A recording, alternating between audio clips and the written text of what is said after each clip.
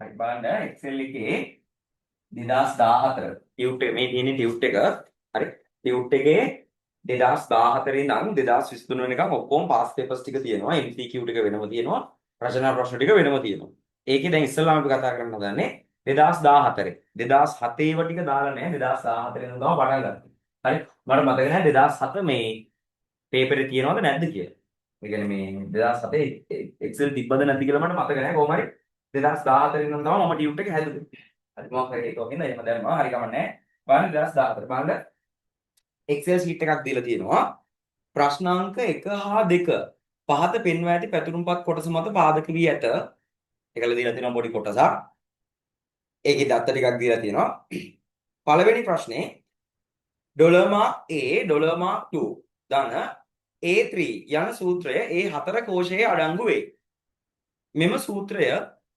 A5 කෝෂයට පිටපත් කළේ නම් කුමන අගයක් පෙන්눔 කරනු ලබයිද මේ බලන්නකෝ මෙතන කතන්දරේ තමයි තේරුම් ගන්න තියෙන දේ බලන්න මේ අපි කතා කරනවා මේ Excel වල කොටසක් සාපේක්ෂ කෝෂ ලිපින සහ නිරපේක්ෂ කෝෂ ලිපින කියලා.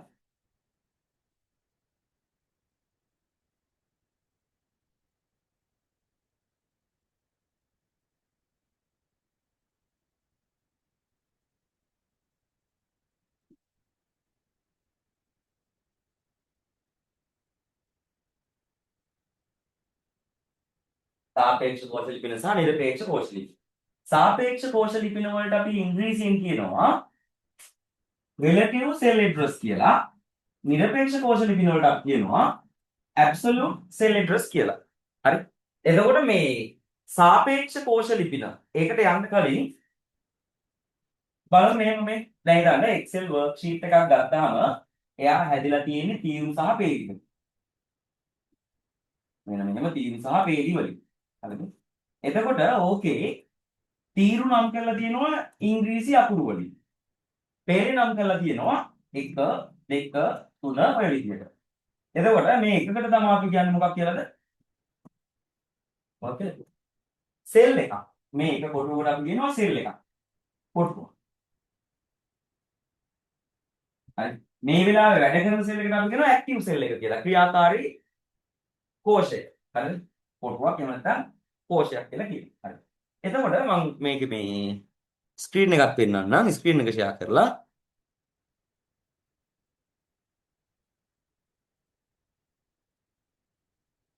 මේ වගේ ස්ක්‍රීන්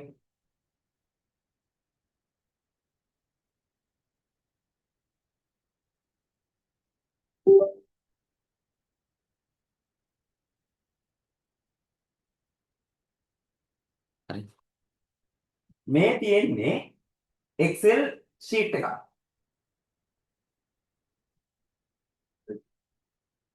Excel sheet එක පේනවනේ. හරි. මේ දෙන Excel sheet එකක් අර විදිහටම Excel sheet එකක්. බලන්න මේකේ මේ පැත්තට ඔන්න තීරු තියෙනවා A B C D කියලා නම් කරලා තීරු තියෙනවා.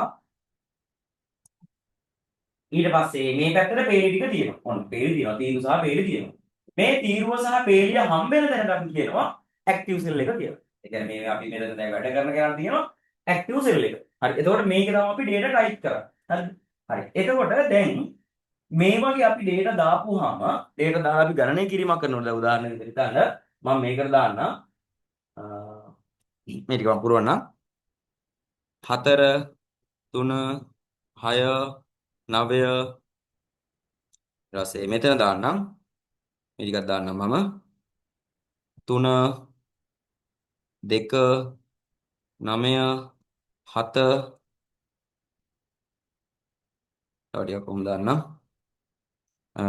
2 6 4 1 10 ඔන්න දැන් ওই විදිහට තියෙනවා. හරි. මෙන්න දැන් data දාලා තියෙනවා. හරිද? දැන් හිතන්න මට මෙන්න මේ A තීරුවේ ඉන්න මේ තුන් දෙනාගේ එකතුව ගන්න ඕනේ මෙන්න මෙතෙන්ට. අපි දැන් ශ්‍රිත දන්නවා සූත්‍ර දන්නවා. හරිද? ශ්‍රිත මොනවාද සූත්‍ර මොනවාද කියලා දන්නවනේ. මම නිකන් කියන්නම් මම මෙතෙන්ට දානවා. මම මෙතෙන් දාන්න. දැන් මම ක්ලික් කරලා ඉන්නේ ඇක්ටිව් කෝෂය තමයි C6. මෙන්න මෙතනට C6 තමයි දැන් මම ඉන්නේ. හරිද? මම මෙතන ලියනවා සමානයි මෙයා A1 නේ. A1 ධන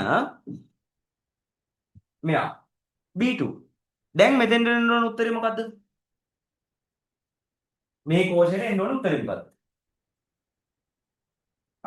A1 ගේ ඉන්නේ කවුද? 4. B2 ගේ ඉන්නවා මට එක දැන් ක්ලික් කරන්න. හරි. A1 ගේ ඉන්නවා 4, B2 ගේ ඉන්නවා 2. දැන් මේක එන්ටර් කරපුවම මොකක් වෙන්න ඕනද? එකතුව හැදෙනවා 2යි 4යි 6යි කියලා. වැඩේ හරිනේ. හරි. දැන් ඔතන නෙමෙයි කතන්දරේ තියෙන්නේ. අපි මේ කෝෂය ලිපිනය එක නැත්නම් මේ කෝෂයක දාලා තියෙන සූත්‍රයක් හෝ ශ්‍රිතයක් අපිට පුළුවන් පේලිය ඔස්සේ මේ පැත්තට හරි තීරුව ඔස්සේ පහළට හරි පිටපත් කරන්න. ඒ කියන්නේ දැන් මෙතන ලියපු ගෙනාව මේ පැත්තට අපිට මෙහෙම මේ පැත්තට පිටපත් කරන්න පුළුවන්. මෙයා පහළට පිටපත් කරන්නත් පුළුවන්. හරි. එතකොට දැන් මේ මෙන්න මෙතන දැන් මේ ඔයාලට පේනවා මවුස් එක දැන් ධන ලකුණක් තියෙනවා. එයා මෙන්න මේ දකුණු කෙළවරේ පහළට ගිහපුවාම මෙයා මෙන්න බලන්න මේ ධන ලකුණ යනවා චූටි එකක්. කියන මවුස් පොයින්ට් එක වෙනස් වුණා. අපි ඔන්න ඔතෙන්ට කියනවා පිරවුම් හැන්ඩලය කියලා. හරි. මෙන්න මේ මුල්ලට කියනවා පිරවුම් හැන්ඩලය. ඔය පිරවුම් හැන්ඩලයට ගිහිල්ලා අපිට පුළුවන් දැන් අපි මෙතන ලිව්වනේ සූත්‍රයක් A1 ධන B2 කියලා. ඔය A1 ධන B2 කියන කෙනා අපිට පුළුවන් මේ පිරවුම් හැන්ඩලයට ගිහිල්ලා මේ පැත්තට මෙහෙම පිටපත් කරන්න. දැන් මේ පිටපත් වෙනවා යා. පැහැදිලිද? යා පිටපත් වෙනවා. ඔන්න මේ පැත්තට පිටපත් වුණාට පස්සේ අගයන් ටිකක් ආවා. ඒ වගේම තමයි මෙයා ක්ලික් කරලා පහළට පිටපත් කරන්නත් පුළුවන්. ඔන්න මම පහළට ඇදගෙන එනවා. ඔන්න මේකටත් දැන් අගයන් ටිකක් ආවා. හරිද? දැන් ඔන්න මම මොන පැත්තටද පිටපත් කරේ මේ පැත්ත? පේලියක් ඔස්සේයි. දන්නවා මේ අංක 6 කියන පේලියේ ඉන්නවා. ඒ පේලිය ඔස්සේ මේ පැත්තට පිටපත් කරා. මේකේ මෙතනද තීරු ඔස්සේ පහළට පිටපත් කරා. හරි කොහොම පිටපත් කරගෙන යනවා. දැන් එතකොට පිටපත් කරාට පස්සේ අගයන් ආවනේ. ඔය අගයන් වල මේ බලන්න මෙන්න මෙයා. මෙයාගේ අපි ලිව්වේ A1 ධන B2. හරි. මෙයා අපි මේ පැත්තට පිටපත් කරාට පස්සේ මෙයාගේ තිබ්බ A1 කියන කෙනා හරිද? මෙයාගේ තිබ්බ A1 කියන කෙනා මෙන්න මෙහෙම වෙනවා. බලන්න.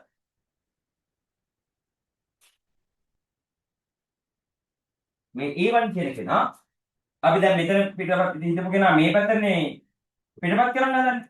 ඒ පැත්තට පිටපත් කරනකොට මෙයාත් ගමන් කරනවා මේ පැත්තට. මෙයාත් ගමන් කරනවා මේ පැත්තට. හැම වෙලෙම පිටපත් වෙන්නේ ළඟ ඉන්න කෙනාට. හරිද? ඒ කියන්නේ දැන් මෙයා කවුද? A1. A1 දැන් A1 ධන B2 මම මෙතන ලිව්වේ. මෙයා මේ පැත්තට අදිනකොට මෙයාගේ තියෙන මේ අගයරුත් අනියාත අගයන් වලට වෙනස් වෙනවා. පයින් පැන පැන යනවා. එහෙනම් මෙතන තිබ්බ A1 මේ පැත්තට යනකොට කවුරු වෙනවද? A1 මේ පැත්තට යනකොට B1 වෙනවා. දන්න මෙයා B2 මෙතෙන් යනකොට C2 යාට ළඟ වෙන කෙනා C2 C2 වෙනවා. එහෙනම් A1 ගේ දැන් ඉන්නේ B2 ගේ B1 ගේ ඉන්නේ කවුද? 3යි. C2 ගේ ඉන්නේ 9යි. එහෙනම් 9යි 3යි 12 කියලා තව මෙතන 12 හැදුනේ. පැහැදිලි? හරි. එයාව නැවත අපි මෙතෙන්ට පිටපත් කරනකොට දැන් මෙතන ඉන්නේ මෙයානේ B1 ධන C2 නේ. එයා මේ පැත්තට යනකොට B1 යනවා එයාට ළඟ කෙනාට. කවුද B1 ට ළඟ කෙනා? එයා මාරු වෙනවා C1 විදිහට. ධන C2 ට ළඟ කෙනා කවුද? D2. D2 නේ. එහෙනම් C1 ධන D2 කියන්නේ කවුද? C1 6යි D2 7යි. 6යි 7යි 13යි. මෙන්න ඒ අංකයක් තමයි. පැහැදිලි. ඔන්න ඔහොම වෙනස් වෙනවාට අපි කියනවා සාපේක්ෂ කෝෂ ලිපිනය කියලා. පැහැදිලිද? සාපේක්ෂ කෝෂ ලිපිනය. ඊ දැන් ඔය අපි ගියේ පේලියක් ඔස්සේ. දැන් මේ පැත්තට තියෙන්නේ පේලිය. මේ දැන් අපි ගියේ පේලිය ඔස්සේ. දැන් අපි යන්න හදන්නේ තීර ඔස්සේ පහළට. බලමු මොකද වෙන්නේ කියලා. බලන්න එයා ගමන් කරන්න දැන් හදන්නේ මෙතෙන්ට. එතකොට මොකද වෙන්නේ? අර විදිහටම ළඟ කෙනාට යනවා හැබැයි කොහෙද? පහළට. දැන් අපි පහළට යන්න ඉන්න මෙයාට යන්නේ පහළට. එහෙනම් බලන්න. මෙයා පහළට එනකොට A1 කියනවලු.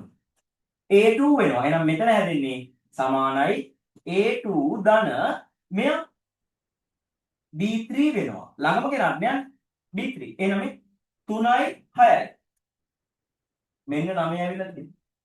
එයා පහළට පිටපත් කරනකොට ආයෙ ළඟ කෙනාට යනවා. ඒ කියන්නේ දැන් එයා ළඟ කෙනා කියන්නේ දැන් එයා මෙතෙන්ට ආවා. මෙයා මෙතෙන්ට ආවා. දැන් ඊළඟට ආයෙ පිටපත් කරනකොට කොහොමද හැදෙන්නේ උඩ? දැන් මෙතන මේ අනුව තමයි හැදෙන්නේ. එහෙනම් හැදෙන්නේ කීයද? A3 ධන B4. A3 කවුද ඉන්නේ? 2යි B4 ගේ කවුද ඉන්නේ? කවුරුත් නැහැ. එහෙනම් බිඳුවයි. එහෙනම් 3 ධන බිඳුව sorry 2 ධන බිඳුව 2 ආවා. පැහැදිලිද? එයා ආයෙ පහළට පිටපත් කරනවා. දැන් මොකද වෙන්නේ? දැන් එයා හිටියේ මේට කියන්නේ. ඒ කියන්නේ A3 B4 නේ. එහෙනම් එයා ඊළඟට යන්න ඕන කාටද? A4 ධන B5. A4 ගේ කවුද ඉන්නේ? බිඳුවයි. B5 ගේ ඉන්නේ බිඳුවයි. එහෙනම් උත්තරේ පැහැදිලිද? ඔය තමයි සාපේක්ෂ කෝෂ ලිපිය. පැහැදිලි? ඒ කියන්නේ සාපේක්ෂ කෝෂ ලිපින හැම වෙලේම තීරුව ඔස්සේ පහළට යනකොට අදාළ කෝෂ ලිපි මේ නිදාන තියෙන ලිපිනේ තීරුව ඔස්සේ පහළට අනුයාත කෙනාට වෙනස් වෙනවා. අනුයාත කියන්නේ ළඟ ඉන්න කෙනා. පේලිය ඔස්සේ යනකොට ඊළඟ පේලියට පැන පැන යනවා. තව එක උදාහරණයක් බලමු මේ.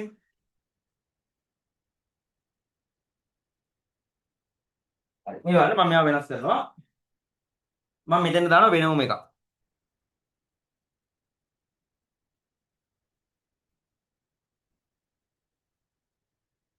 මෙයා ගන්න ටික ඩිලීට් කරලා ඉන්නම්.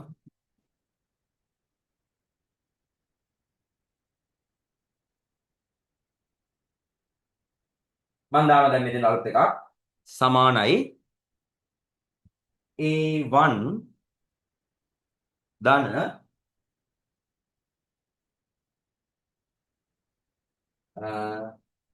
ඉස්සරහ ගත්ත එකක් ඉතනව ගත්තා.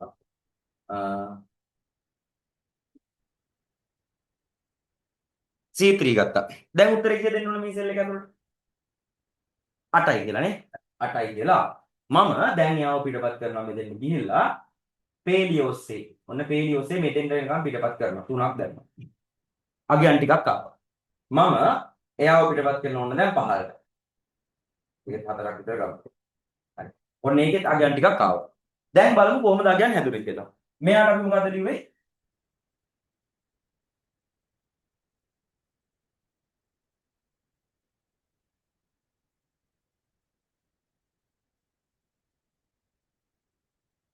හරි. මොකක්ද මෙයා ලිව්වේ? සමානයි රොස්පේර පේනවද ඔයාලට? පේනවනේ. සමානයි මෙතෙන් දැම්මේ A1 ධන C3 කියලා. ඒකට මේක ආවේ මෙහෙම. හරි. දැන් මම එයාව මෙතෙන්ට පිටපත් කරනකොට එයා කවුරු වෙන්න ඕනද? A1 යන්න ඕනේ. මෙතන හැදෙන්න සමානයි A1 A1ට මේ පැත්ත ළඟ ඉන්න කෙනා කවුද? පේලියෝස් ළඟ ඉන්න කෙනා කවුද? B නේ. B ගේ 1ට යන්න ඕනේ. එහෙනම් B1 ධන C3 ට ළඟ ඉන්න කෙනා C3 ට එහා පැත්තේ ඉන්නේ කවුද? D. D ගේ 3ට යන්න ඕනේ. C3 ගේ නම් D3. එහෙනම් මෙතන යන්න ඕනේ D3. එහෙනම් උත්තරේ කිව්වේ. C D1 ගේ ඉන්නේ කවුද? 3යි. D3 ගේ ඉන්නේ 10යි. 10 මෙයයි මෙයයි. එහෙනම් උත්තරේ 13 ඇවිල්ලා නේද? අපි යාව ආපහු මෙතන ඉඳන් මෙතෙන්ට පන්නනවා. දැන් මොකක් වෙන්න ඕනද? සමානයි B1ට ළඟ කෙනා C1 ධන D3 ට ළඟ කෙනා E3 නේද? E3 ගේ අගයක් තියනවද? නෑ. කමක් නෑ. මම දාමු E3. එහෙනම් C1 ගේ ඉන්නේ කවුද? 6යි. E3 ගේ ඉන්නේ බිඳුවයි. අගයක් දාලා නැත්නම් අපි ගන්න යාව බිඳුවයි. එහෙනම් මේ බිඳුව ධන 6. ඒ කියන්නේ මෙයා මෙතෙන්ට පැන්නාම මෙයා වෙනවා. මෙයා මෙතෙන්ට පැන්නාම මෙයා වෙනවා. අගයක් නෑ. බිඳුවයි. ඒ කියන්නේ අපි ගන්න යාව බිඳුවයි කියලා. බිඳුව ධන 6. 6. අපි යාව පන්නනවා මේ පැත්තට. දැන් මොකද වෙන්නේ? එතන හැදෙන්න ඕනේ කවුද? සමානයි C1 ළඟ ඉන්න කෙනා B1 ධන E3 ළඟ කෙනා F3 නේ F3 F3 ගේ කවුරුත් ඉන්නවද? මේ ඉන්නේ F3. ඔව් මෙන්න F3 කවුරුත් නැහැ. එහෙනම් බිඳුවයි. B1 ගේ ඉන්නේ කවුද? C C නෙමෙයි D නේ. sorry මෙතන D ඈ. D1 D1 ගේ කවුද ඉන්නේ? 9යි. F3 ගේ කවුද ඉන්නේ? බිඳුවයි. බිඳුවයි 9යි. එන්න උත්තරය යමු. තේරුණාද? එහෙනම් ඔහොම තමයි එතකොට අනුයාතව අපි පිටපත් කරනකොට වෙන්නේ. ඔය පේලිය ඔස්සේ. ඔබ දැන් බලමු තීරු ඔස්සේ පහළට. මෙයාව ගන්නවා මෙතෙන්ට. කවුද හැදෙන්නේ එතන?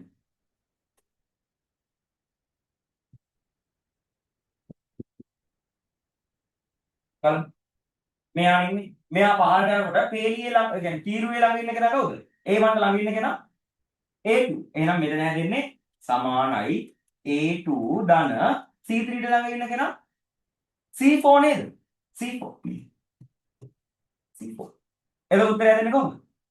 A2 ගේ ඉන්නවා 3යි C4 ගේ ඉන්නවා 0යි. එහෙනම් 3යි 0යි එකතු වුණාම 3යි. මෙන්න 3 කියලා ආවා. එහෙනම් එයා හරි. එයාව පිටපත් කරනවා මෙතෙන්ට. දැන් කවුද දෙන්නේ? සමානයි A2 ට ළඟ කෙනා A3 C4 ට ළඟ කෙනා C5. එහෙනම් මේ A3 ගේ ඉන්නේ කවුද? 2යි C5 ගේ ඉන්නේ C5 කියන්නේ මෙයා 2යි 2යි. එනවා. හරි. එයාව නැවත මෙතෙන්ට පිටපත් කරනකොට ළඟ යන්නේ A4 ධන C6. A4 ගේ කවුද ඉන්නේ? කවුරුත් නැහැ. හැබැයි C6 ගේ ඉන්නව නේද 8? C6 8 ඉන්නවනේ. එහෙනම් උත්තරේ 8 වෙලා මේ. එයා පිටපත් කරනවා නැවත පහළට. එතකොට කවුද හැදෙන්නේ? A5 ධන C7. එහෙනම් A5 ගේ කවුද ඉන්නේ? A5 ගේ කවුරුත් නැහැ. බිඳුවයි. ඊට පස්සේ C7 ගේ 3යි නේද? එහෙනම් උත්තරේ 3 වුණා. පැහැදිලිද? ඔය තමයි සාපේක්ෂ කෝෂලිපි. මේ බලන්න එතකොට මේ තියෙන සාපේක්ෂ කෝෂලිපින යටතේ තීරුවක් ඔස්සේ පහළට පිටපත් කරනවා. හරිද? මේ තියෙන්නේ සාපේක්ෂ කෝෂලිපින ඔස්සේ හරිද? සාපේක්ෂ කෝෂලිපින ඔස්සේ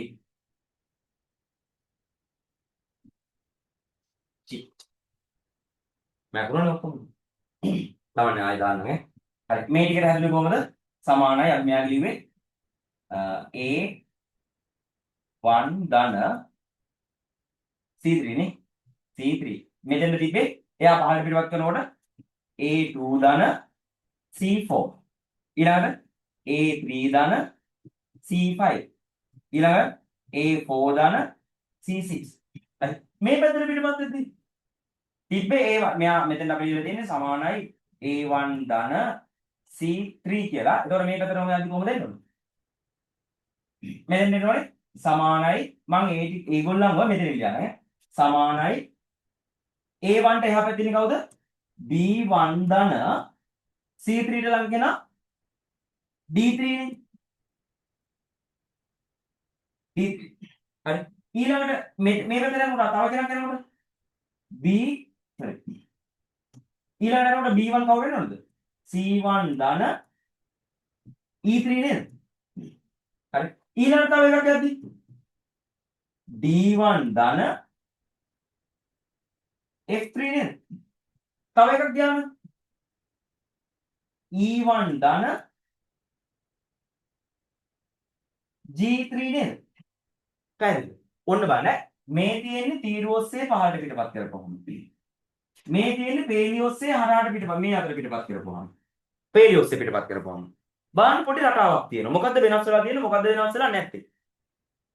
හොඳට අවධානයෙන් බලුවොත් ඔයාලට තේරෙන්න ඕනේ අපි තීරුව ඔස්සේ පහළට පිටපත් කරනකොට තීරුව අක්ෂරය මොකද වෙලා තියෙන්නේ? වෙනස් වෙලා නැහැ නේද? මේ බලන්න. තීරුව අක්ෂරය වෙනස් වෙලා නැහැ. හැබැයි පේලි අංකය අනුයාත කෙනාට වෙනස් වෙලා. අපි පේලි ඔස්සේ හරහාට පිටපත් කරනකොට මේ බලන්න. තීරුව අක්ෂරය වෙනස් වෙලා නැහැ. පේලි අංකය sorry. තීරුව අක්ෂරය වෙනස් වෙලා පේලි අංකය වෙනස් වෙලා නැහැ. අපි ඔන්න ඕකට තමයි කියන්නේ සාපේක්ෂ කෝෂ ලිපින කියලා. පැහැදිලිද? එහෙනම් සාපේක්ෂ කෝෂ ලිපිනවලදී අනිවාර්යයෙන් මොකද වෙන්නේ? තීරුවක් ඔස්සේ පහළට පිටපත් කිරීමේදී තීරුව වෙනස් නොවේ, පේලිය වෙනස් වේ. පේලිය ඔස්සේ හරහාට පිටපත් කිරීමේදී මොකද වෙන්නේ? පේලිය වෙනස් නොවේ, තීරුව අක්ෂරය වෙනස් වේ. පැහැදිලිද කියන එක? ඔය තමයි සාපේක්ෂ කෝෂ ලිපින. ඕක තමයි ට්‍රික් එක මේ ගන්න හදන්නේ.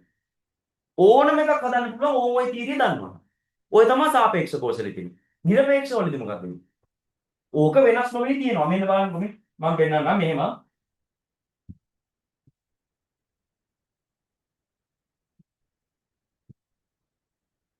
මේ බලන්න. හරි. අපි මෙන්න මෙහෙම. දැන් ඔයා දැක්කා තීරුව ඔස්සේ පහළටයි පේලිය ඔස්සේ හරහටයි පිටපත් වෙනකොට බලන්න. පේලිය ඔස්සේ යනකොට අපි යනකොටද මේ පැත්තට යනවා පේලිය ඔස්සේ. මේ පැත්තට යනවා තීරුව ඔස්සේ. හරි. මට කියන්න අපි පේලිය ඔස්සේ යනකොට කවුද වෙනස් වුනේ කවුද වෙනස් නොවුනේ? පේලිය ඔස්සේ යනකොට පේලිය වෙනස් නොවේ තීරුව වෙනස් වේ. හරි. තීරුව ඔස්සේ පහළ පිටවත් කරනකොට තීරුව වෙනස් නොවේ පේලිය වෙනස් වේ. පැහැදිලි කියන එක. ඒ කියන්නේ මතක තියාගන්න තියෙන්නේ මෙච්චරයි. තීරුව ඔස්සේ නම් පිටපත් වෙන්නේ. කියන කෙනා වෙනස් වෙන්නේ නැහැ. ඒ කියන්නේ යන කෙනා වෙනස් වෙන්නේ නැහැ. ඒ කියන්නේ තීරුව ඔස්සේ නම් යන්නේ තීරුව වෙනස් වෙන්නේ නැහැ. කවුද වෙනස් වෙන්නේ? පේලිය. පේලිය ඔස්සේ නම් යන්නේ වෙනස් වෙන්නේ කවුද? තීරුව. ඔය තමයි සාපේක්ෂ කෝෂ ලිපින. පැහැදිලි. ඔය තමයි සාපේක්ෂ කෝෂ ලිපිනවලදී වෙන දේ. අපි නිරපේක්ෂ වලට යනකොට ඕක ඔහොම නොවේ කියන ඔච්චර වෙන්නේ. ඒ කියන්නේ දැන් අපි A1 ධන C3 කියලා ලිව්වා. එයා වෙනස් වෙවි ගියානේ. හරි. එහෙම වෙනස් වෙවි යනකොට ඔන්න දැන් දන්නවා දැන් මෙයා මේ පැත්තට නම් යන්නේ. ඒ කියන්නේ පේලිය ඔස්සේ නම් යන්නේ කොහොමද වෙනස් වෙන්නේ? දැන් ගන්න. මෙයා ලියලා තියෙනවා B1 කෝෂයට මෙයා ලියලා තියෙනවා. එයා පිටපත් කරනවා D5ට. ළඟින් කෙනාට දාමු. D2කට. එතකොට තේරුම් ගන්න මෙයා පිටපත් වෙන්නේ තීරුව ඔස්සේද පේලිය ඔස්සේද? තීරුව ඔස්සේ නම් ඔමන තීරුව ඔස්සේ නම් පහළටද යන්නේ මෙහෙටද යන්නේ? තීරුවක් කිව්වම තියෙන්නේ පහළට. එහෙනම් මේ තීරුව ඔස්සේ යනකොට කවුද වෙනස් නොවුනේ? තීරුව වෙනස් වෙන්නේ නැහැ. තීරුව ඔස්සේ නම් යන්නේ තීරුව වෙනස් වෙන්නේ නැහැ. පේලිය ඔස්සේ නම් යන්නේ පේලිය වෙනස් නොවේ. හරි එහෙනම් දැන් මේ යන්නේ මේ D1 ගේ සිට D2 ට යන්නේ. එහෙනම් ගිහලා තියෙන්නේ බලන්න වෙනස් වෙලා තියෙන තීරුවක් සිට පේලිය අංකේ. පේලිය අංකේ නේද? එහෙනම් වෙනස් වෙනවා කියලා කියන්නේ එයා පැත්තේ නෙමෙයි අනිත් පැත්තේ යන්නේ. එහෙනම් මෙයා පිටවත් වෙලා තියෙන තීරුවක් ඔස්සේ. පැහැදිලිද කියන්නේ? එහෙනම් මේ තීරුවක් ඔස්සේ නම් වෙනස් උනේ මෙයාගේ හැදෙන්න ඕන සූත්‍රය මොකක්ද? සමානයි A1 ට ළඟ තීරුව කවුද? ඒ කියන්නේ A1 තීරුව වෙනස් වෙන්නේ නැහැ නේද? එහෙනම් හැදෙන්නේ Aම තමයි. එක යන්න ඕනේ දෙකට. C3 යන්න ඕනේ C4. පැහැදිලිද කියන්නේ? හරි. මෙයා මම පිටපත් කරනවා ඊළඟට මෙයා නැවත පිටපත් කරනවා E1 ට. දැන් කවුද දෙන්නේ? E1 ට කියලා කියන්නේ එයා D තීරුවේ නම් E තීරුවට පැනනවා. නේද? තීරුවකින් තව තීරුවකට පයින්නවා නම් පේලිය ඔස්සේ යන්නේ. එහෙනම් එයා මේ කොහොමද මේ ලිපිනේ එන්න ඕනේ? සමානයි A2 වෙනස් වෙනවා කාටද? B2 ට ධන C4 වෙනස් වෙනවා D4. පැහැදිලි. ඒ කියන්නේ දැන් අපි අඳුර ගන්න ඕනේ මෙයා පිටපත් වෙන්නේ තීරුවක් ඔස්සේද පේලියක් ඔස්සේද? ඒක අඳුර ගන්න තමයි වැඩි ලේසි. පැහැදිලිද කියන්නේ? හරි. නිරපේක්ෂ කෝෂ ලිපින වලදී කරන්නේ මේක වෙනස් වෙන්නේ නැතුව තියාගන්න එක. ඒ කියන්නේ අපි දානවා ඩොලර් මාක්. හරි. මේ වගේ කෝෂ ලිපිනයක් ලියනවා. A1. හරි. මෙයාගේ තීරුව මොකද්ද පේලිය මොකක්ද? තීරුව A පේලිය 1. හරිද? තීරුව A පේලිය 1. හරි. එතකොට මම කියනවා මේ ඩොලර් මාක් A1 තීරුව ඉස්සරහින්ද ඩොලර් මාක් එක දාලා තියෙන්නේ පේලිය ඉස්සරහින්ද? තීරුව ඉස්සරහින්. අපි මේකට කියනවා එතකොට තීරුව වෙනස් කරන්න එපා පේලිය වෙනස් කරන්න. තේරෙනවද? මේකේ තේරුම තමයි තීරුව වෙනස් කරන්න එපා පේලිය වෙනස් කරන්න. එහෙනම් මේකේ තේරුම තීරුව වෙනස් කරන්න පේලිය වෙනස් කරන්න එපා.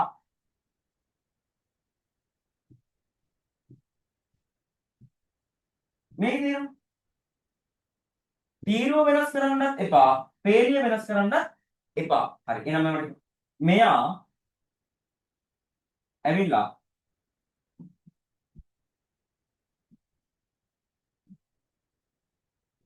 සාපේක්ෂ කෝෂ ලිපිනවා. මෙයා නිරපේක්ෂ කෝෂ ලිපිනවා. හැබැයි يعني වෙනස් කරන්න එපා කියලා තියෙනවනේ. කවුද වෙනස් කරන්න එපා කියන්නේ? තීරුව. එහෙනම් අපි අර කියනවා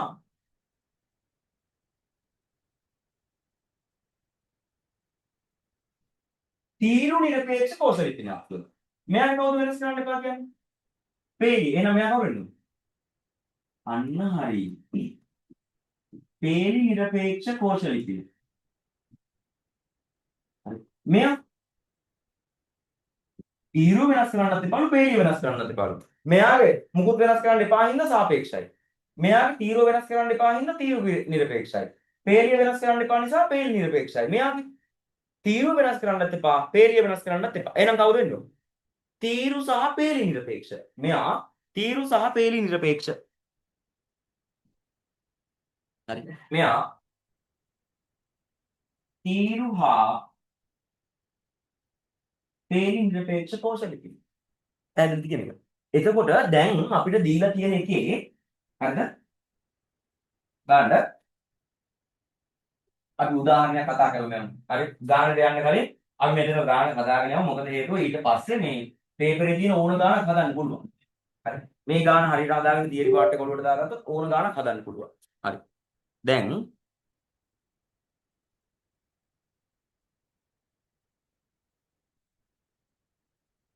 කොහොමද ඩිලීට් කරලා දාන්න. හරි. ඩිලීට් කරා. මම මේකට දානවා සමානයි මේක තියෙන එකම දාන්නම් ඩොලර් මාක් A කැපිටල් එකෙන් දාන්න A ඩොලර් මාක් 2 ධන A3 හරි දැන් මෙන්න දාලා තියෙනවා ඩොලර් මාක් A ධන dollar mark A2 A dollar mark 2 ධන A3 කියලා හරි මෙන්න මේ දෙන සිලෙක්ට් කරලා තියෙනවා උත්තරේ මොකක්ද දෙන්න ඕනේ 3යි 2යි 5යි කියලා උත්තරේ එනවා හරි ඔන්න ඒක එනවා දැන් මෙයාව ඉඳන් දැන් පේලිය ඔස්සේ අනිත් පැත්තට පිටවත් කරගෙන යනවා. ඔයා වාට බැරි වෙන්නේ ගොඩක් වෙලාවට තීරු පේලිය අඳුර ගන්න. මේ පැත්ත කවුද? පේලිය. මේ පැත්ත තීරු. හරි. මේ පැත්තට පිටවත් කරොත් එන්නේ. හරි.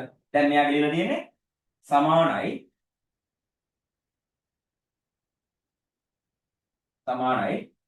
Dollar mark A dollar mark 2 ධන A3 කියලා. හරි. ඔය තමයි ලියලා තියෙන්නේ. හරි. දැන් එයා මේ පැත්තට පිටපත් කරනකොට දැන් මෙයාගේ තීරුව වෙනස් කරන්නත් එපා, පේලිය වෙනස් කරන්නත් එපා. ඒ කියන්නේ මෙයා තීරුවක් ඔස්සේ ගියාට තීරුව මේ පේලිය වෙනස් වෙන්නෙත් නැහැ. පේලියක් ඔස්සේ ගියාට තීරුව වෙනස් වෙන්නේ නැහැ. ඒක නියතව තියෙනවා. මතක තියාගන්න මෙන්න මෙහෙම දෙන්නටම ඇවිල්ලා තිබ්බොත් එයා නියතයක්. කිසිම විටක වෙනස් වෙන්නේ නැහැ. තේරෙනවද කියන්නේ? එතකොට එයා මේ පැත්තට පිටපත් කරනවා. දැන් මෙයා සාපේක්ෂද නිරපේක්ෂද? එයා සාපේක්ෂයි. හරි ඔයාලට තේරෙනවනේ? එයා සාපේක්ෂයි. හරි. එයා මේ පැත්තට යනකොට හරි මෙහෙට යනකොට මෙතෙන්ට එනකොට dollar mark A dollar mark 2 ධන A3 මොනවා වෙන්න ඕනේ? අපි යන්නේ පේලිය ඔස්සේද තීරුව ඔස්සේද? පේලිය ඔස්සේ. එතකොට පේලිය ඔස්සේ යනකොට වෙනස් වෙන්නේ නැත්තේ කවුද? පේලිය. එහෙනම් තීරුව මොකද වෙන්නේ? වෙනස් වෙනවා. එහෙනම් A වෙනස් වෙන්න ඕනේ ළඟ ඉන්න කෙනාට. කවුද ඒට ළඟ කෙනා? B. එහෙනම් මෙතන හැදෙනවා B3 කියලා. හරි. එහෙනම් මෙයා මෙතෙන්ට පිටපත් කරපුවාම එන උත්තරේ මොකද්ද? A2 එක කවුද ඉන්නේ? 3. B3 කියන්නේ කවුද? 6. 3යි 6යි 9යි කියලා මේ කොටුවට උත්තරේ එන්නේ. තේරුණාද? හරි. එයාව මම පිටපත් කරනවා 5ට. දැන් මොකක් වෙනවද? ඩොලර් මාක් දාන නිසා එයා වෙනස් වෙනවද? නැහැ. එහෙනම් අනිවාර්යෙන් මෙතන ලියන කෙනත් මොනවා වුණත් අනිවාර්යෙන් සමානයි dollar mark A dollar mark 2 දාන මෙතන ඉන්න කෙනා වෙනස් වෙන්නේ නැහැ. මෙයා එක නෙමෙයි මෙතන ඉන්නේ කවුද? මෙයා. එහෙනම් Aට ළඟ ඉන්න පේලිය කවුද? ඇයි A 0 වෙන්නේ යන්නේ? එහෙනම් A වෙනස් වෙනවද? නැහැ. හැබැයි පේලිය වෙනස් වෙනවා. කවුද? 3 තිබ්බ කෙනා 4 එක. එහෙනම් උත්තරේ කවුද? A2 ගේ නැවතත් ඔන්න 3 ඉන්නවා. A4 ගේ කවුද ඉන්නේ? කවුරුත් නැහැනේ. එහෙනම් බිඳුවයි. හරි. එහෙනම් 3 ධන බිඳුව කීයද? 3යි. හරි. මේ ප්‍රශ්නේ අහන්නේ මොකද්ද බලන්න.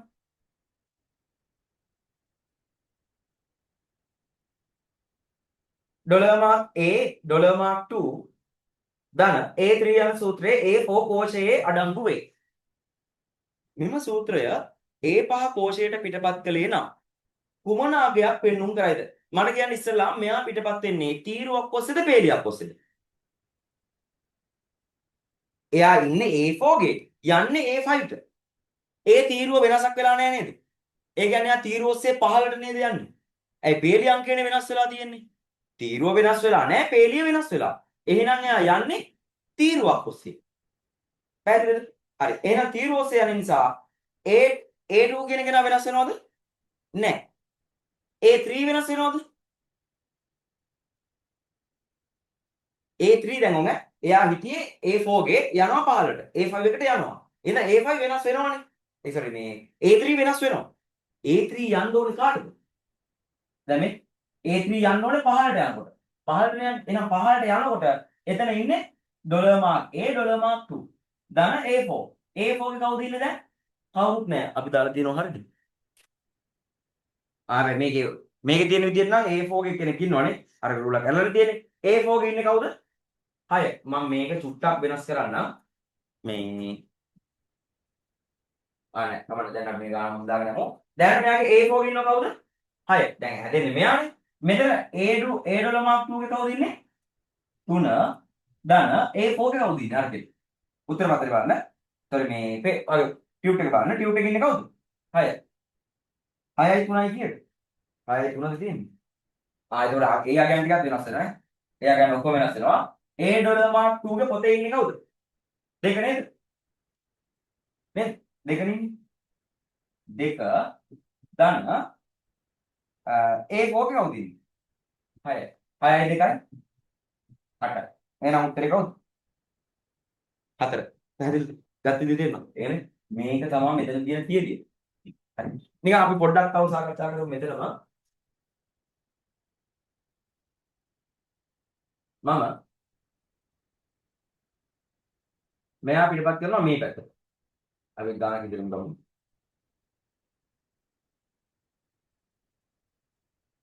හරි. මෙතන තියෙන්නේ මේ මෙතන තියෙන කෙනා මම මෙයාව හයිලයිට් කරලා දෙන්නම්. මෙතන ඉන්නේ පොතේ නෙමෙයි මේක බලන්න. පොතේ උදා කොහොමද පොතේ බලන්න. මම මේක පොඩ්ඩක් වෙනස් කරන්න.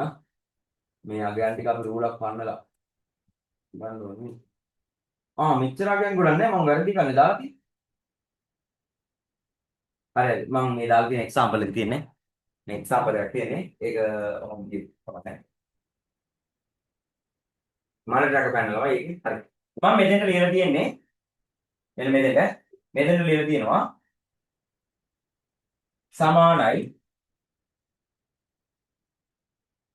Dollar mark A dollar mark 2 ධන A3 නේ A3 හරි. ඕක ලියලා තියෙන්නේ. හරි. දැන් මෙයා මම පිටපත් කරනවා මෙතෙන්ට. එතෙන්ට එන්න උනාගේ මොකද? මගේ එක දිහා බලලා හිතාගන්න. හරි. ඔය බලන්න ඔයා ටක් ගාලා නිකන් මේක නිකන් හිතින් හදලා බලන්න මොන උත්තර දෙන්නේ කියලා. මොන උත්තර දෙන්නේ උන්ට?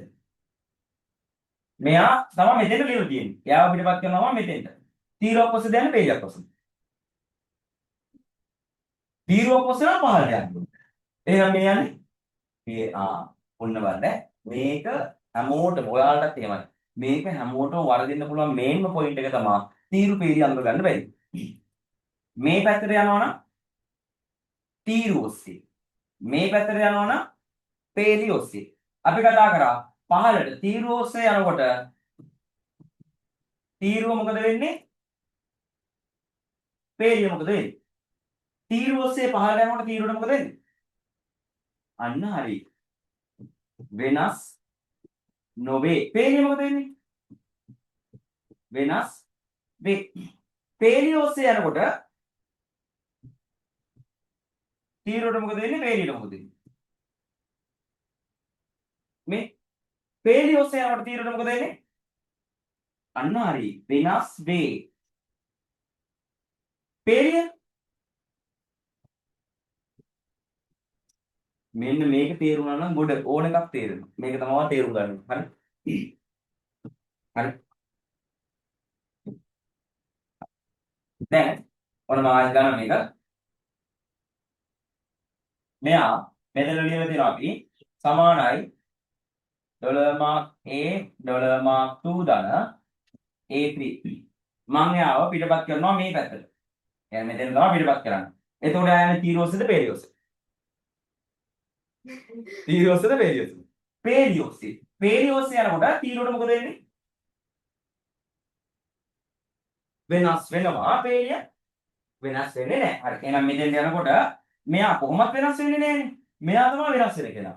එතකොට මේ මෙතෙන් යනකොට සූත්‍රය හදන්නේ සමානයි dollar mark A dollar mark 2 ධන A3 කාට වෙනස් වෙන්න ඕනේ? B3 ට. හරි. දැන් A2 එක කවුද ඉන්නේ? 3යි. B3 එකේ කවුද ඉන්නේ? 6යි. 6යි 3යි 9යි කියලා උත්තරය. හරි. ඔය තමයි සාපේක්ෂ සහ නිරපේක්ෂ කෝෂ ලිපින වල කතන්දරේ. හරි මම හිතනවා පැය දෙකක් කියලා. තේරුණාද? නැත්නම් කියන්න. බොරේ.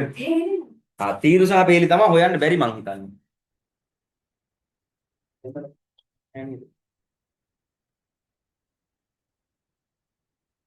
යමිලා.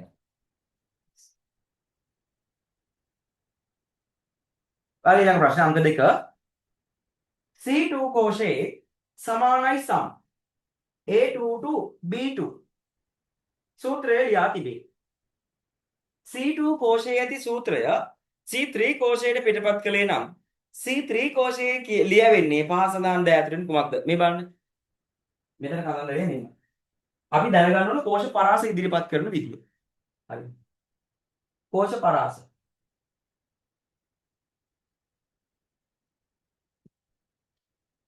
මේ බලන්න.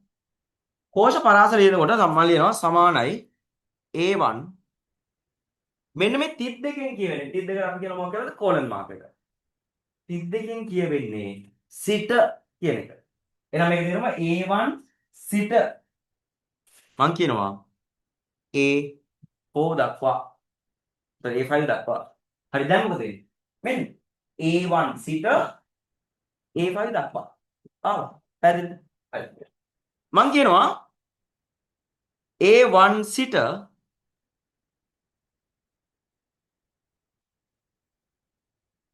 E1 දක්වා සිලෙක්ට් වෙච්ච දේ ඔය කෝෂ පරාස දෙන විදිය. දැන් ඉතින් මම මේකෙන් කමාවක් දාලා මාක් කරනවා E4. දැක්කද E4 මාක් වුණා. කමාවක් දාලානේ. කමාවක් දාපුවම මෙයා වෙනවම යන්නේ. තව කමාවක් දානවා. මම කියනවා A7 කියලා. මේ මම එයාව ගත්තා. පැහැදිලිද? ඒ කියන්නේ මෙහෙම දැම්මොත් ඒ කෝෂ පරාසය එක දිගටම ගන්නවා. අතරමැද සිදුරු තියන්නේ නැහැ. කමාවක් දැම්මොත් ඒ කෙනා විතරක් ගන්න. කමාවකින් වෙන් කරන්න දාන එයාව විතරයි ගන්න. හරි. ඔන්න වැඩි දාන්න. මම මේක පොඩි වෙනසක් කරනවා මෙහෙම. මම A1 සිට දෙනවා D3 කියලා. හරි බලන්න. මම දෙන්න හදන්නේ A1 මෙන්න මෙයාවයි D5 මෙන්න මෙයාවයි. ඒ කියන්නේ මෙන්න මේ කොටසනේ මාක් වෙන්නේ. ඔන්න වැඩි කරන්නේ. කොහොම ගත්තම මෙතන ඉඳන් මේ දක්වා ඔන්නෝම කොටුවම ගන්න. ඒ සෙල් ඔක්කොම ගන්නවා. මේ බලන්න. බලන්න. මම දෙනවා A1 සිට D5 කියලා. දැක්කද? සම්පූර්ණ කොටුවම ගත්තා නේද? එහෙනම් දැන් ඔයාලට තේරුම් ගන්න පුළුවන් වෙනකොට මෙතන A2 to B2 කියලානේ දීලා තියෙන්නේ. මට කියන්න කෝෂ කීයක් ඕක ඇතුලේ සිලෙක්ට් වෙන්න ඕන? A2 සිට B2. අර උඩ තියෙන මේ ස්ප්‍රෙඩ්ෂීට් කොටසත් එක්ක බලන්න. පැතුරුම්පත් කොටසත් එක්ක බලන්න. A2 කවුද? දෙකනේ. හරි. ඊට පස්සේ B2 කවුද? 3. මේ කියන්නේ A2 සිට B2 දක්වා කෝෂ කීයද? දෙකයි. පැහැදිලි? ඔයාලට පැහැදිලි? දෙකයි. එහෙනම් A2 සහ B2. හැබැයි සම් එක අරන් තියෙන්නේ. මතකද ශ්‍රිත ටික? ආයෙත් බලමු ශ්‍රිත ටික. මතක කරගමු. පාට ගාන ශ්‍රිත. ශ්‍රිත ටික පාට ගාන මතක කරගමු. මතක කරගෙන ගාන එක.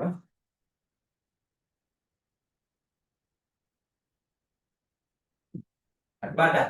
අපි කතා කරනවා ළමයි Excel මෘදුකාංගය ඇතුලේ Excel පැතුරුම්පත් මෘදුකාංගය ඇතුලේ inbuilt ශ්‍රිත තියෙනවා. ගොඩාක් තියෙනවා. හරි. ශ්‍රිත මොනවද තියෙන ශ්‍රිත? එක සමානයි මම එකයි ගන්න සමානයි සම මොකද කරන්නේ? එකතුව. දී ඇති කෝෂ පරාසය ඇති අගයන්ගේ එකතුව. සමානයි මි. දී ඇති කෝෂ පරාසයේ අඩුම අගය සමානයි මැක්ස්. දී ඇති කෝෂ පරාසයේ වැඩිම අගය සමානයි කවුන්ට්.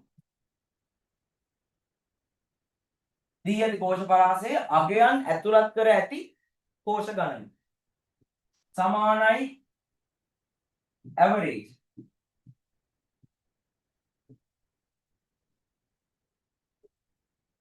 මොකද දෙන්නේ? දීලා තියෙන කෝෂ පරාසයේ අගයන්ගේ සාමාන්‍ය අගය. ඔය තමයි ශ්‍රිත ටික. හරි. දැන් අපිට දීලා තියෙන ගාණෙත්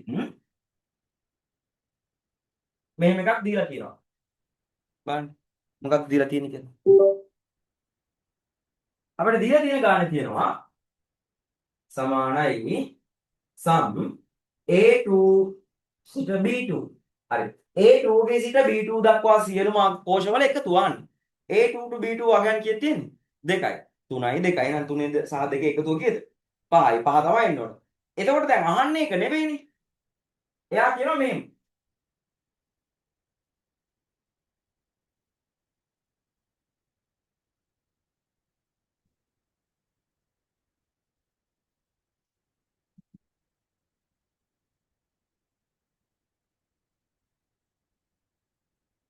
මගේ අගයන් ටික දෙන්න ඈ.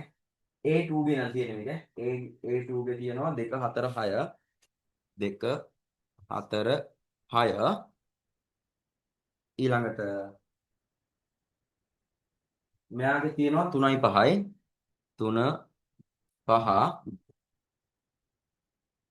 මෙයාගේ තියෙනවා 5. දැන් මෙයා කියනවා ගාන ඇතුලේ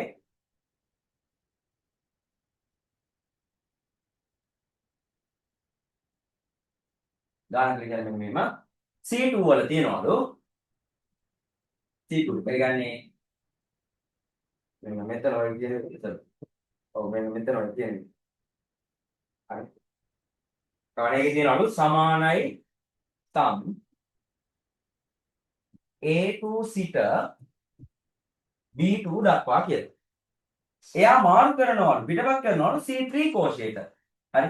එයා ඉන්නේ කොහෙද දැන්? C2 වල. යවනවලු C3ට. එතකොට මට කියන්න තීරුවක් ඔස්සේ පිටපත් වෙන්නේ පේජයක් ඔස්සේ. තීරුවක් ඔස්සේ නම් පහළට යන්න ඕනේ. තීරු අක්ෂරය වෙනස් වෙන්න බෑ. හරි. පේලි අංකය වෙනස් වෙන්න ඕනේ. හරි නේද? මෙයා දැන් පිටපත් වෙන්නේ කවුරු ඔස්සේද? තීරුවක් ඔස්සේ පහළට නේද යන්නේ. ඒ කියන්නේ C3 ගේ මෙන්න මෙතෙන්ද ලියලා තිබ්බා. එයා ගමන් කරනවලු C3 එකට. C2 ගේ තිබ්බ C3 එකට යනවලු. එහෙනම් මේ එයා යන්නේ තීරුවක් ඔස්සේ පහළට. එහෙනම් අපි දන්නවා තීරුවක් ඔස්සේ යනකොට තීරු අක්ෂරය වෙනස් වෙන්නේ නැහැ. පේලි අංකය වෙනස් වෙනවා. එහෙනම් මේ A2 උඩේ තියෙන්නේ යන්නේ පහළටනේ. A වෙනස් වෙනවද? නෑ. 2 යනවා ළඟ කරාට කවුද? 3. B වෙනස් වෙනවද? නෑ. එයාගේ පේලිය වෙනස් වෙනවා. එයා කවුද වෙනවද? එහෙනම් සමානයි සුම්. ඔන්න ඕක එනවා. මේ තමයි උත්තරේ. පැහැදිලිද? හරි. එහෙනම් උත්තරේ කීයද? B2 sorry A3 B3 A3 B3 හතරනේ. හතර තමයි උත්තරේ.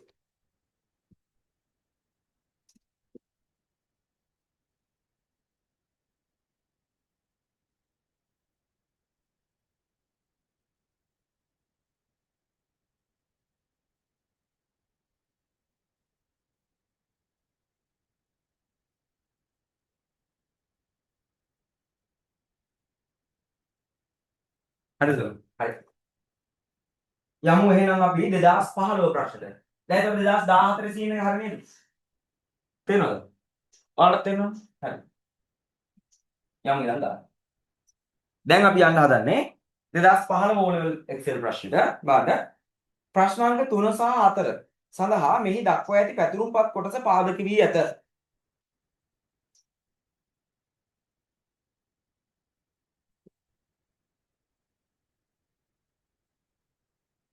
බලන්න. A1 සිට A4 කෝෂ පරාසය තුල ඇති විශාලතම සංඛ්‍යාව පෙන්වීමට ඒ පහ කෝෂයේ ලිවිය යුතු නිවැරදි සූත්‍රය කුමක්ද? දැන් අපි චුට්ටකට කලින් කතා කරා විතරයි. විශාල මාර්ගය ගන්න මොකද්ද මේ සූත්‍රය? සූත්‍රය නෙමෙයි ශ්‍රිතය max සමානයි max. එහෙනම් අපි මෙයාලා දාන්න ඕනේ මොකද්ද?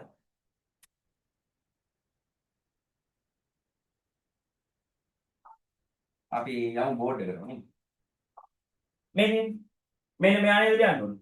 එයා කෝෂ පරාසය දීලා තියෙනවනේ. A1 to A4 කියලා. එහෙනම් උත්තරේ කවුරු වෙන්න ඕනද? සමානයි max capital symbol ભેදයක් නැහැ max A1 to A4 A1 සිට A4 දක්වා හරි එහෙනම් උත්තරේ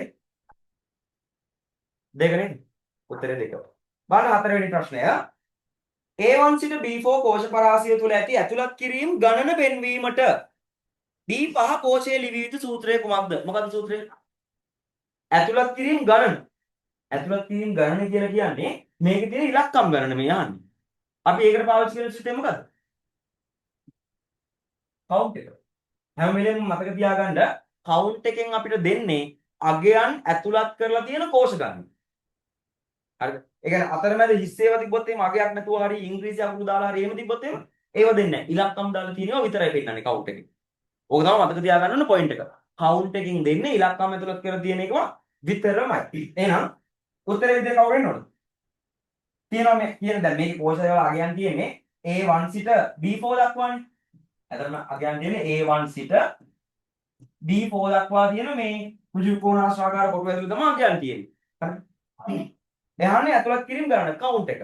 කවුන්ට් එක කීයද එතකොට? අහන්නේ ඒකත් මේ ශ්‍රිතේම යහන්නේ මොකක්ද? සමානයි කවුන්ට් නේ? සමානයි count A1 to B4 හරි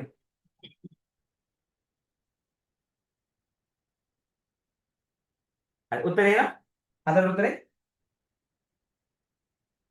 එකනේ හතරට උත්තරේ එක පහ පැතුරුම් පතක කෝෂයකට දෙක බලය 5 ධන 16 යන සූත්‍රය ඇතුළත් කරන ලදී කෝෂයේ ඉස්සර අගය කුමක්ද මේ වල අපි ඕක කතා කරන්නේ කාරක ගණනය කිරීම සඳහා භාවිත වන කාරක මොනවද තියෙන්නේ ප්‍රමුඛතාවයන් අනුපිළිවෙලට හැදුවොත් එහෙම ඉස්සරලාම තියෙන්නේ වරහන ඊළඟට මෙන්න මෙයා කවුද බලය මෙයාගෙන් පෙන්නන්නේ බලය මෙයා ගුණ කිරීම සහ බෙදීම සම ප්‍රමුඛතාවය ඊළඟට ධන ඍණ හරි සරලව ඉතරයි හරි ඒ කියන්නේ ගණනය කිරීමක අපිට හම්බ වුණොත් එහෙම ඉස්සරලාම සුළු කරන්නේ කවුද වරහන ඊට පස්සේ බලය ඊට පස්සේ ගුණ කිරීම සහ බෙදීම ඊළඟට ධන සහ ඍණ හරි එතකොට දැන් ඔන්න බලන්න මෙයාගේ මේ අතට අපි සුළු කරන්නේ දැන් හිතන්න මෙහෙම එකක් දීලා තියෙනවා 2 ධන 5 ගුණ කිරීම 3 බලය 2 බෙදීම 5 පහන අපි යෝගා කරමු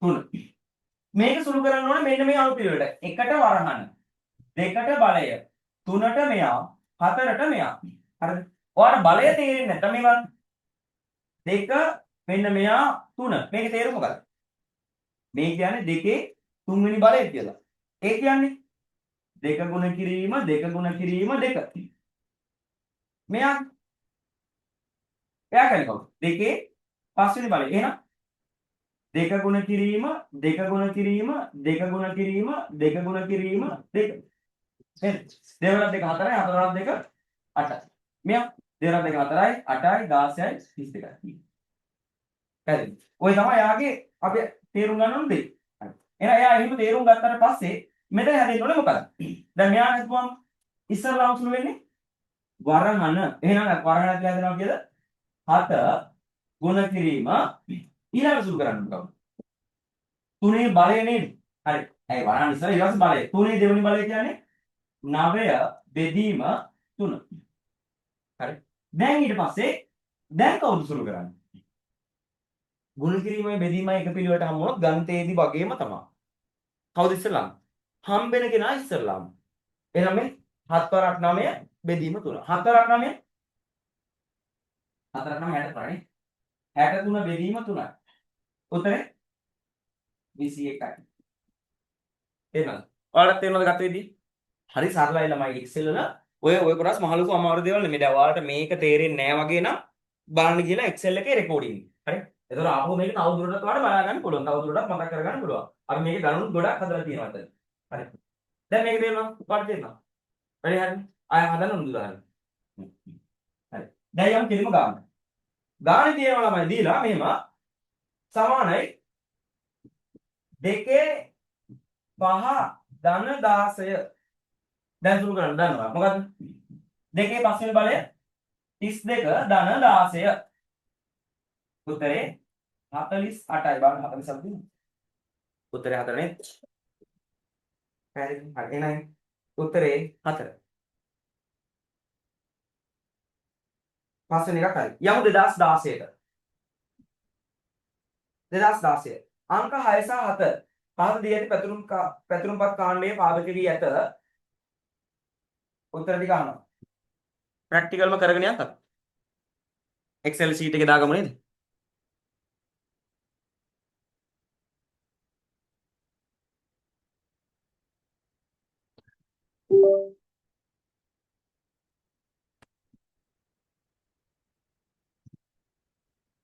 මන් දිහා දිහා ගෑන් ටිකක් දාන්න.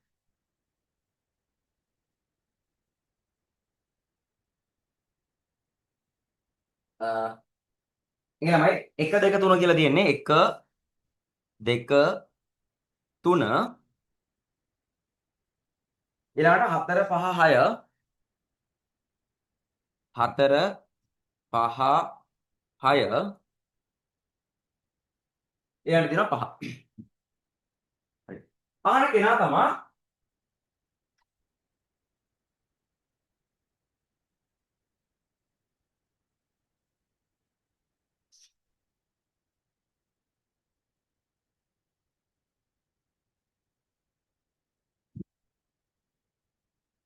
එවලට C3 කෝෂයේහි තියෙනවලු සමානයි කවුන් A1 to B3 කියලා. A1 to B3. බලන්න A1 කියන්නේ කවුද? A1 මෙයා. B3 කියන්නේ කවුද? මෙන්න මෙයානේ. ඒ කියන්නේ මෙන්න මේ අරන් තියනවනේ කියන්නේ මෙන්න මේ සම්පූර්ණ කොටසම ගන්න ඕනේ නේද? මේ කොටසම ගන්නව නේද? හරි. අහනවා count A1 to B3 ඇතුළත් කර ඇති පිට පහත කුමක් C3 කෝෂයේ දැක්වේද? අපි කිව්වා count එකෙන් දෙන්න මොනවද? අගයන් ඇතුළත් කර ඇති කෝෂ ගණන. හරිද?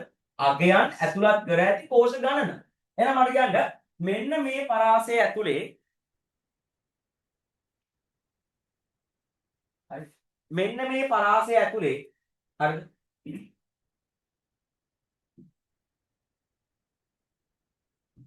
මෙන්න මේ පරාසය ඇතුලේ අගයන් ඇතුළත් කරලා තියෙන කෝෂ ගණන කීයද? 5යි නේද? ඇයි ළමයි මෙයා දාන්නේ නැත්තේ? අගයක් නෑ. ඒකින්ද. එහෙනම් උත්තරේ 5යි නේද? ඔව් උත්තරේ 6ට උත්තරේ 3. පැහැදිලිද ඔයාලට? 7 A3 කෝෂයේදී A3 දෙනවලු සමානයි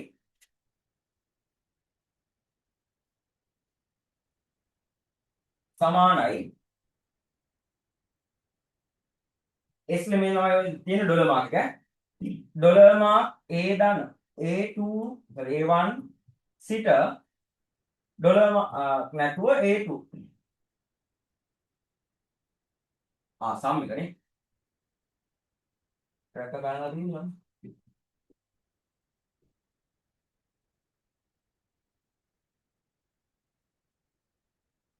මෙන්න මේ හරිද?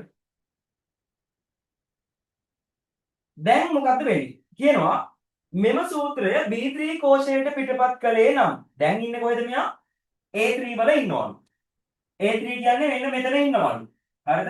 එයා පිටපත් කරනවලු කාටද? B3ට. ඒ කියන්නේ මෙතන නේද? මෙතන ඉඳන් මෙයා මෙතෙන්ට පයින්නවා. කළේ නම් B3 කෝෂයේ පහත කුමක් දැක්වේද? දැන් මෙයා යන්නේ තීරයක් ඔස්සේද පේලියක් ඔස්සේද? පේලියක් ඔස්සේනේ. පේලියක් ඔස්සේ යනකොට අපි පේලිය වෙනස් වෙන්නේ නැහැ. තීරුවනේ වෙනස් වෙන්නේ. මෙයාගේ වෙනස් කරන්න එපා කියලා තියෙන්නේ කවුද? තීරුවනේ. දැන් පේලිය ඔස්සේ යනකොට තීරුව වෙනස් වෙනවනේ. හැබැයි මෙයා කියලා තියෙනවා තීරුව වෙනස් කරන්න එපා කියලා. එහෙනම් පහළට යනකොට අපේ අලුත් සිතේ කොහොමද හැදෙන්නේ? සමානයි එහෙමමයි ඩොලර් මාක් A1 එහෙමමයි. හිත මෙතන තියෙන ඒ මොකද වෙන්නේ? එයා වෙනස් වෙනව නේද? එයා වෙනස් වෙනවද කාටද? B2 විදිහට. පැහැදිලිද? හරිද? එයා පිටපත් උනේ මේ පැත්තට. ඔව්. තියෙන්නේ B2 නේද? A1 සිට A2 දක්වා කියලා කියනවා. එයා මේ පැත්තට මෙහෙට යනවා. එතකොට දැන් මෙතන ඉන්නේ තුනේ තමයි. එයා මේ පැත්තට යන්නේ. එතකොට එතනින් යනකොට සම් එක වෙනසක් නැහැ. A1 වෙනසකුත් නැහැ. හැබැයි A2 වෙනස් වෙන්න ඕනේ. A වෙනස් වෙනවා B ට. අපි යන්නේ තීරෝසෙද පේලියෝසෙද? පේලියෝසේ.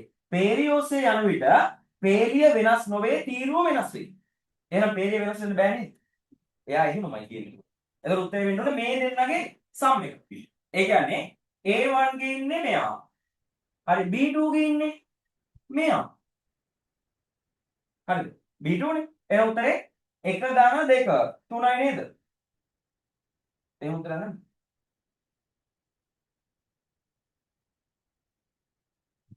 ඩොලර් බලමු මට වැරදි දාවල් ගමයි. පොඩ්ඩක් ඩොලර් මාක් A1 සිට A2 ගේ සම් එක තියෙනවා. ඩොලර් මාක් A1 සිට A2 දක්වා සම් එක තියෙනවා. හරි. එයා පිටපත් කරනවලු A3 එකේ ඉඳන් පිටපත් කරන්නේ B3 එකට. පේලිය ඔස්සේ තමයි යන්නේ. එතකොට පේලිය වෙනස් වෙන්නේ නැහැ, තීරුව වෙනස් වෙනවා. හරි. හරි. අගයක් ටිකක් බලන්න අපි දාලා තියෙනවා. 1 2 3 4 5 6. හරි.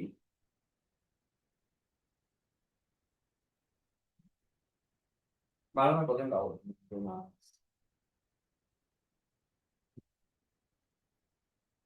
උත්තර නෑ නේද?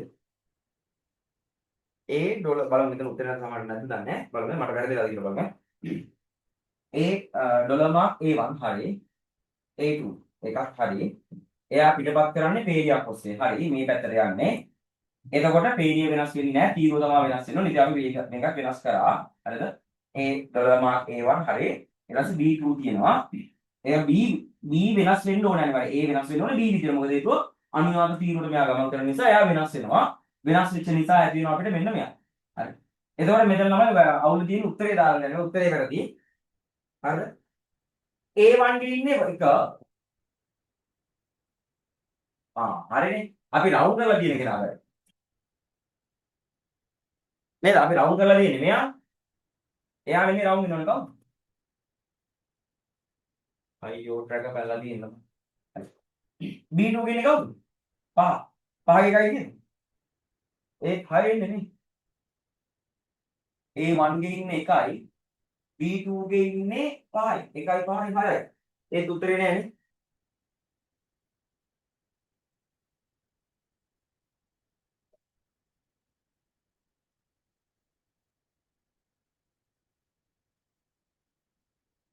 උත්තරේ එන්න ඕන ළමයි 6 තමයි. හරි. මෙතන උත්තර පත්‍රය දීලා නැහැ ළමයි 6 කියලා දාගන්න. 6 ඉන්න ඕනේ. හරි. යමු 2017. තව සුට්ටක් ඉවරයි ඒක. පැතුරුම් පදක කෝෂයකට දැන් නම් දානවා හදන්න.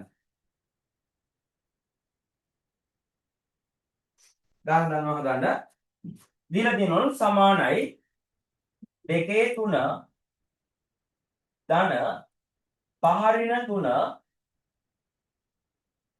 ගුණ කිරීම 6 බෙදීම 4 සමානයි 3 දෙවෙනි බලය sorry 2 තුන්වෙනි බලය 8යි ධන පහරින 3 2යි ගුණ කිරීම 6 බෙදීම 4යි 8 ධන දෙවරක් 6 12 බෙදීම 4 3යි එන්නේ හරි 12 බෙදීම 4යි සමානයි 8 ධන 12 4ෙන් බෙදුනහම 3යි 8යි 3යි 11යි. හරි. උත්තරේ 3 නේද? හරි. ඔයාලට තේරුණා? 9 සහ 10 ප්‍රශ්න සඳහා දී ඇති පැතුරුම්පත් කොටස සහ පහත් දක්වා ඇති තොරතුරු පාදක කරගන්න. අරය R ලෙස දී ඇති විට වෘත්තයක පරිධිය ගණනය කිරීම සඳහා 2πr සූත්‍රය භාවිතා කරනු ලැබේ. හරිනේ ඒක හරියි. C2 කෝෂයේ දක්වා ඇත්තේ R හි අගය වෙන්න ඕන ළමයි උතන. ඔතන තියෙනවා R හි අගය. R හි අගය බව. නෑ C2 එකේ තියෙන්නේ පයි හි අගය නේද? පයි හි අගය R නෙමෙයි පයි හි අගය වේ. හරි. වෘත්තයේ පරිධිය ගණනය කිරීම සඳහා B2 කෝෂයට ඇතුළත් කළ යුතු සූත්‍රය කුමක්ද? අපි ගාන හදමු ඈ. ගාන හදන්න තෝක තේරුම් ගන්න ටිකක් අමාරුයි.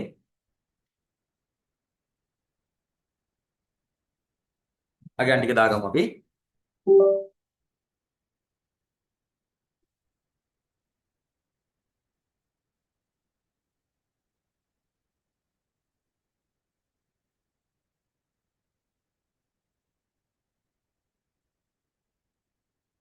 අගයන් ටික දාන්නම් මම. ඒ දීලා තියෙන විදිහටම අපි දාමු.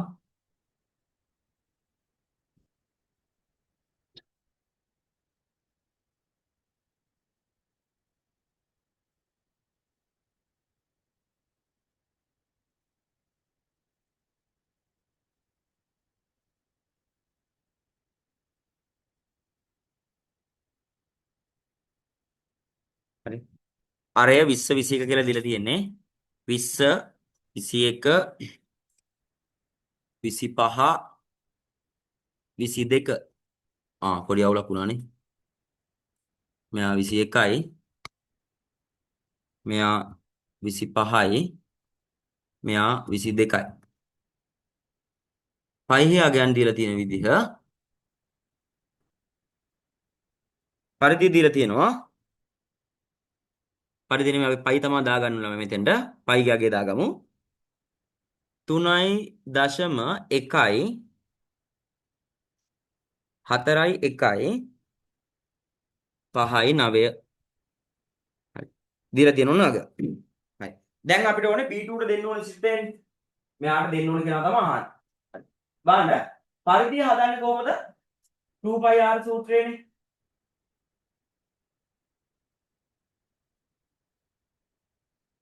බලන්න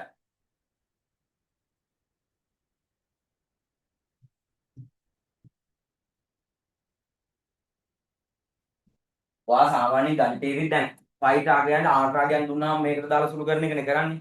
ඒකම තමයි මෙතනත් මේ කරන්න හදන්නේ. විශේෂත්වයේ තියෙන දැන් අගයන් තියෙන්නේ කොහෙද? කෝෂවල. ඉතින් අපි දැන් අගය වෙනුවට ලියන්න ඕනේ කවුද? කෝෂ ලිපිනේ. හරි. දැන් මේක ලියන්න ඕනේ 2 ගුණ කිරීම පයිගේ අගය තියෙන්නේ කොහෙද?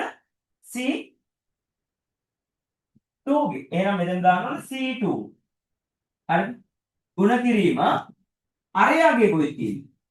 A2 ගෙනේ. එහෙනම් අපි දාන්න ඕනේ ඒකට A2 කියලා. ඒක උත්තරේ එන්න ඕනේ නේද? හරි. අපි දීලා බලමු.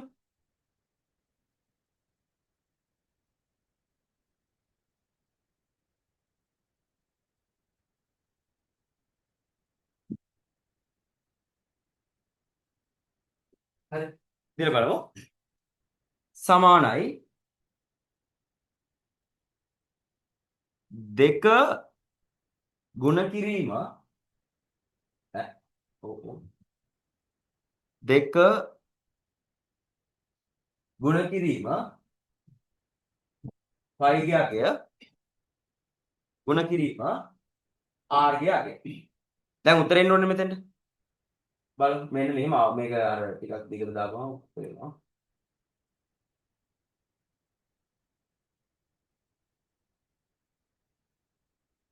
සෝරි. මේක දශම ස්ථාන ළමයි මේ සීමා කරලා තියෙන්නේ 4කට. අපි ඔක ෆෝමැට් කරගන්න ඕනේ.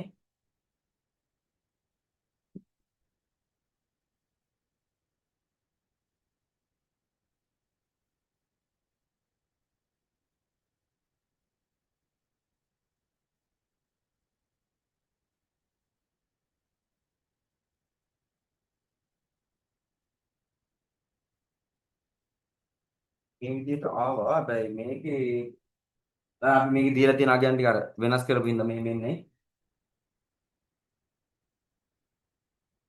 මම මේක දෙන්නම් හරිද? අපි දශම ස්ථාන මේ ගන්න ගමු. මෙහෙම බිංදු තියෙන්නේ මෙතන. හරි. මම මෙයාව පිටපත් කරන ළමයි 15. මෙයා ආවේ බිංදුවයි. ඇයි එහෙම උනේ? ඕන් ඈ මෙතන තමයි තේරුම් ගන්න ඕනේ දේ තියෙන්නේ. මේ බලන්න. දැන් මෙතෙන්ද දැම්මේ කවුද අපි? මෙතෙන්ද දැම්මා සමානයි දෙක ගුණ කිරීම y ගාගේ මෙතන c දෙක ගුණ කිරීම r ගාගේ a2 ගේ. ඕකනේ දැන් අපි ආව දැන් පිටපත් කරා 15 නේ. 15ට ගෙනාවා. 15ට ගෙනාවම යා මොකද්ද වෙන්නේ? තීරෝසේන යන්නේ. එතකොට තීරු අක්ෂරය වෙනස් වෙන්නේ නැහැ. පේලිය වෙනස් වෙනවනේ. එහෙනම් 15 හැදෙන සූත්‍රය මොකද්ද? දෙක ගුණ කිරීම c කවුරු වෙනවද? c3 වෙනවා. ගුණ කිරීම a2 කවුරු වෙනවද? a3 වෙනව නේද? ඉතින් ඒතකොට අගේ වැරදිනේ. ඔයාලට තේරෙන්න ඕනේ මේ 5 ගියාගේ කොයි වෙලාවකවත් වෙනස් වෙනවද? බෑ. ඒ කියන්නේ c2 වෙනස් වෙන්න බෑ කොයි වෙලාවවත් නේ. c2 වෙනස් නොවී තියෙන්න ඕනේ. ඒ වෙනස් නොවී තියන්න අපි මොකක් පාවිච්චි කරන්නද? නිරපේක්ෂ කරන්න ඕනේ. නේ නිරපේක්ෂ කෝෂ ලිපින අවශ්‍ය වෙන්නේ ඔන්න ඔය වගේ වෙලාවට. දැන් මෙයා 15ට යනකොට කවුද වෙනස් වෙන්න ඕනේ නැත්තේ? තීරුවද පේන්නේ? තීරුව එහෙමමනේ. 15ට යනකොට වෙනස් උනේ කවුද? පේලියනේ. පේලිය වෙනස් නොවී තියෙන්න. එහෙනම් පේලිය වෙනස් නොවී තියන්න නම් මොකද කරන්න ඕනේ? පේලියට දානවා ඩොලර් මාක් එක. ඒ කියන්නේ අපි මෙයාව හදන්න ඕනේ සමානයි දෙක ගුණ කිරීම c ඩොලර් මාක් 3 ගුණ කිරීම a3 වෙනස් වෙන්න ඕනේ. ඒක පහළට යන්න ඕනේ. ඔන්න ඔහොම වෙනවා. බලමු අපි මේව හදලා එනවාද කියලා. හරි මේක තමයි අපි ලියන්න සූත්‍රය. මේ සූත්‍රය මම දැන් මේක වෙනස් වෙනවා. මේක නැතිව මේක අයින් කරනකොට. හරි. බලමු අපි ලියලා මෙතෙන්. සමානයි c ඩොලර් මාක් 2 හරි මම ඒවා දානවා 15ට. බලන්න අගයන් ටික ආව නේද?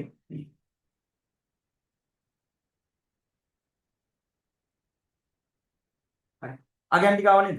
ඒ එන්න හේතුව අපි දාපු මේ සූත්‍රය එක. ඒ කියන්නේ දැන් අර සූත්‍රයේ සාපේක්ෂව වෙනස් වුණොත් අපිට මෙයා වෙනස් වෙනවනේ හැම වෙලේම. ඒකේ ගන්න වැරදුයි. පැහැදිලි. අපිට මෙන්න මේ වගේ අවස්ථාවල තමයි නිරපේක්ෂ කෝෂ ලිපින ඕන වෙන්නේ. හරිද? තමයි මොකක්ම හරි ප්‍රශ්නයක් තේරුම් නැත්නම් දැන් මේක YouTube එකේ තියෙන රෙකෝඩින්ග් පාලින් කමෙන්ට් එකක් දාන්න මෙන්න මේ කොටස තේරුනේ නැහැ කියලා. හරි. ඔයාලා දැන් මේක තේරුම් ගන්න පුළුවන් වෙනවනේ. දැන් අපි අර කරපු උදාහරණෙත් එක්ක. හරි. 10. ඒ 6 කෝෂයට සම් කියන්නේක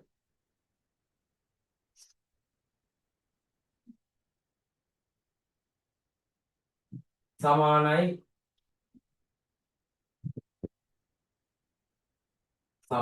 සම් ඒ දෙකේ සිට ඒ පහ දක්වා බෙදීම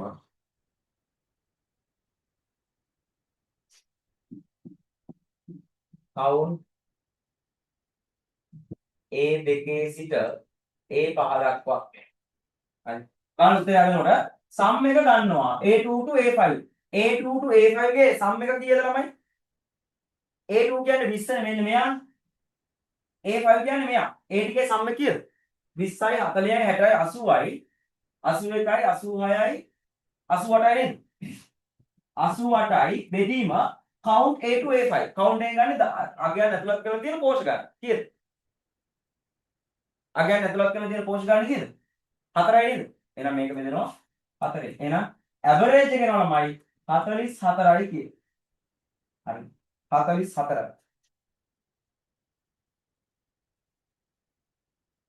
අගේ වැරදි නම් උත්තර ටික වැරදි ඈ දාගන්නකොට මේ 44යි කියලා උත්තරේ මොකද අර බෙදීම දාලා තියෙනවනේ උත්තරේ වැරදි ඈ පේපරේ උත්තරේ වැරදි හරි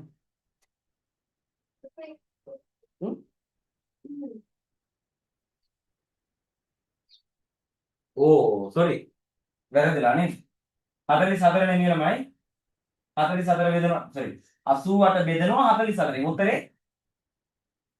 22යි මට වැරදිලා තියෙන්නේ හරි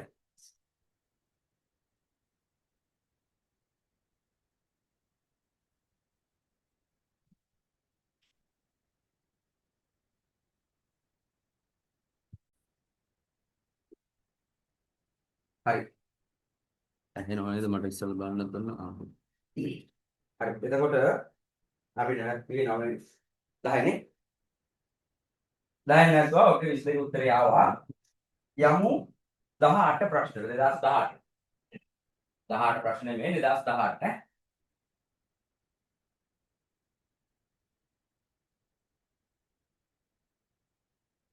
බලන්න 11 සහ 12 ප්‍රශ්න සඳහා දියති පැතුරුම්පත් කොටස පාදක වේ. සුපිරි ප්‍රශ්නයක් ළමයි බලන්න ඒ එක්සෙල් එක සිරාවටම සුපිරි ප්‍රශ්නයක්. එහෙම කියන්න හේතුව මේකේ මේ කන්සෙප්ට් එක පට්ට. ඔය වගේ ප්‍රශ්න අහනම තමයි ඇත්තටම පේපරේ අමාරුයි කියලා කියන්නේ.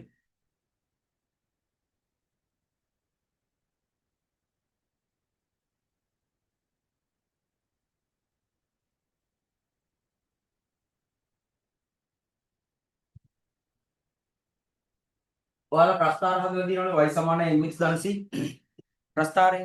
ඒ ප්‍රස්තාරය ඒ පාඩමින් තමයි මේ ප්‍රශ්නේ හදලා තියෙන්නේ.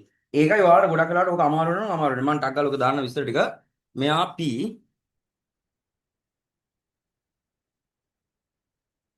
sorry ඒ වගේ තියෙන්නේ. මෙයා p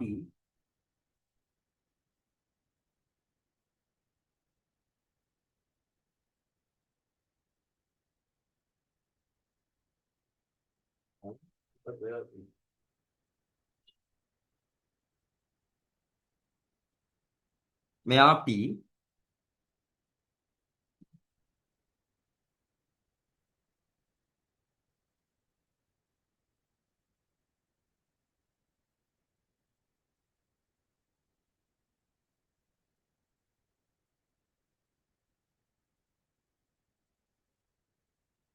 මෙයා p ඊළඟ කෙනා q ඊළඟ කෙනා r අගයන් ටික දීලා තියෙනවා 2යි 3යි 5යි මෙයා 2යි ඊළඟ කෙනා 3යි ඊළඟ කෙනා 5යි 2යි 3යි 5යි කියලා දීලා තියෙනවා ඊට පස්සේ x ගේ අගයන් ටික දීලා තියෙනවා මෙහෙම බලන්න x